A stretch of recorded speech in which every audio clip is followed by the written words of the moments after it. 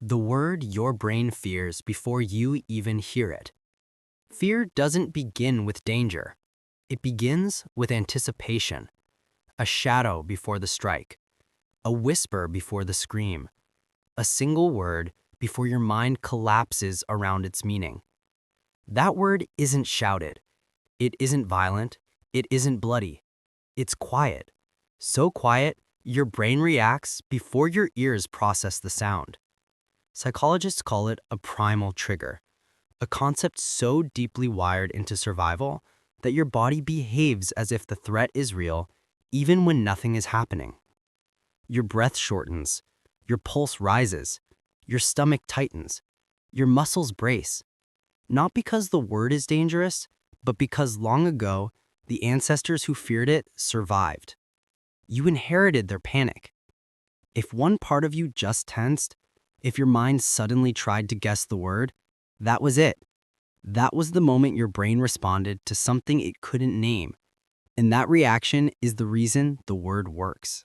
Number 10. The signal that reaches your body first. Before fear becomes a thought, it becomes a signal. A flash through your nervous system. A tightening behind your ribs. A chemical surge that arrives 300 milliseconds before you consciously register danger. He felt it while reading an email. Nothing threatening, nothing alarming, just a single word at the end. Alone. His chest collapsed. His breath hitched. His body reacted before his mind knew why. That is how primal triggers work. They bypass understanding and go straight to survival. Human trigger. A word becomes a threat when your body remembers something your mind forgot. Emotion shift. Curiosity to unease. Your fear didn't start with danger. It started with recognition. Number 9. The word that lives in your childhood. Every primal fear begins early, not from trauma, but from pattern, a tone, a silence, a phrase spoken by someone you depended on for survival. For him, it was enough. Said softly, it meant disappointment. Said sharply, it meant danger. His nervous system learned the pattern long before he understood the meaning. Years later, he still reacted to it, the way a scar reacts to cold. Human trigger. Your deepest fears aren't learned. They are remembered. Emotion shift. Unease. Vulnerability. You don't fear the word. You fear the versions of you that heard it first. Number 8. The primitive wiring you can't escape. Some words trigger fear, not because of experience, but because evolution taught you to fear them. Dark, lost, gone, empty. These aren't just descriptors, they are survival alarms. Your ancestors survived because they feared emptiness, silence, separation, isolation, anything that threatened the tribe. So now, centuries later, your body reacts to these words as if the world around you is crumbling. Human trigger. Fear lives in the body, not the sentence. Emotion shift. Vulnerability to anxiety. You didn't choose your fear chose you long before you were born. Number 7. The fear hidden in a promise. Sometimes the most terrifying word is disguised as reassurance. It's fine. I'm okay. Nothing. He heard nothing in a message from someone he loved. It didn't comfort him. It terrified him because the word wasn't a statement. It was an omission, a void, a silence pretending to be sound. Your brain reacts violently to uncertainty disguised as certainty. Human trigger. Ambiguous words activate fear faster than painful ones. Emotion shift. Anxiety to suspicion. You don't fear what's said. You fear what it tries to hide. Number 6. The word you only hear in your head. Some words aren't spoken by others. They're spoken by you. worthless, hopeless, failure. These are not insults, they are internal alarms, signals that something inside you is fighting for survival. When he whispered failure to himself, his body reacted as if he were standing at the edge of a cliff, because self-directed fear cuts deeper than external threats. Human trigger.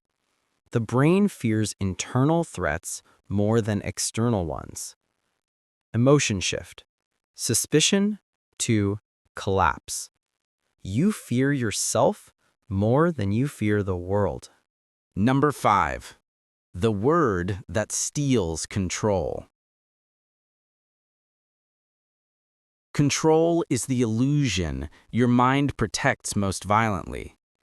So the word that threatens it is devastating. Wait. When someone tells you to wait, your brain doesn't interpret patience. It interprets helplessness. You are suddenly not in charge, not in motion, not able to act. For him, wait brought back every moment he felt trapped, in lines, in relationships, in silence. Human trigger. Fear intensifies when autonomy is removed. Emotion shift. Collapse to tension. You don't fear delay, you fear losing control. Number 4. The word that threatens your identity. The most dangerous fear is the one that threatens who you believe you are. Wrong. He hated the word, not because it was harsh, but because it fractured the identity he'd spent years building.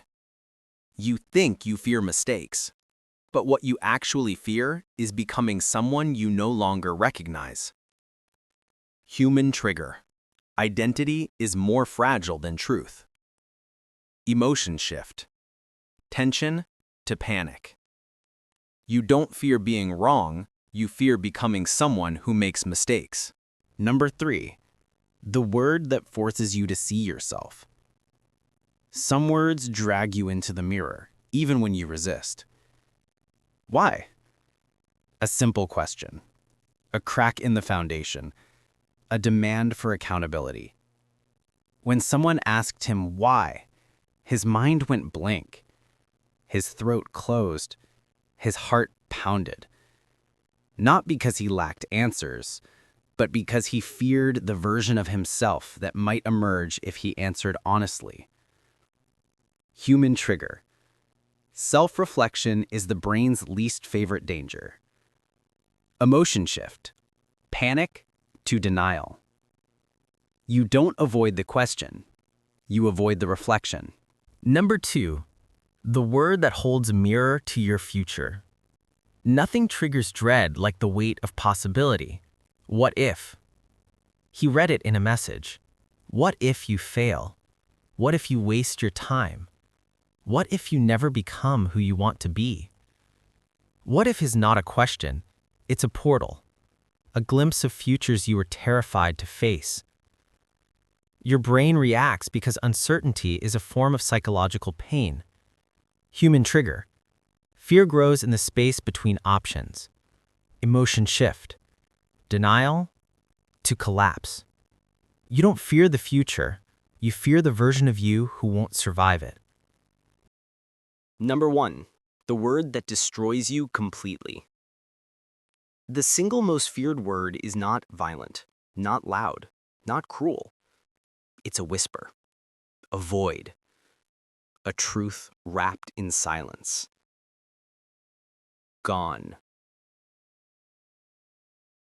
Gone means no return, no negotiation, no control, no second chance.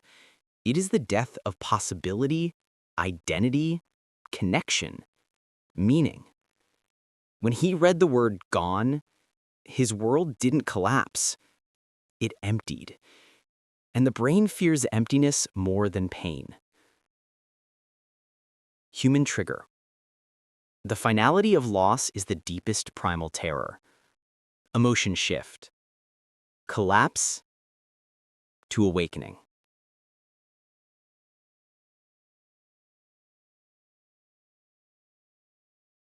You don't fear losing something. You fear losing the part of yourself tied to it. The word you heard inside this video, if your chest tightened, if your breath shortened, if one word above stayed in your mind longer than the others, that was your word. Not mine, not psychology's, yours. Your trigger reveals where your identity is fragile, where your past still breathes, where your survival instincts still run the show. And once you notice your trigger, you start hearing it everywhere, in messages, in conversations, in memories. Awareness doesn't erase fear. It unmasks it. And unmasking is the first form of control your brain didn't give you, you took it. If you're still here, still thinking, still feeling the echo of a word you didn't want to confront, then the awakening has begun. Share this video before someone else hears their trigger from the wrong voice.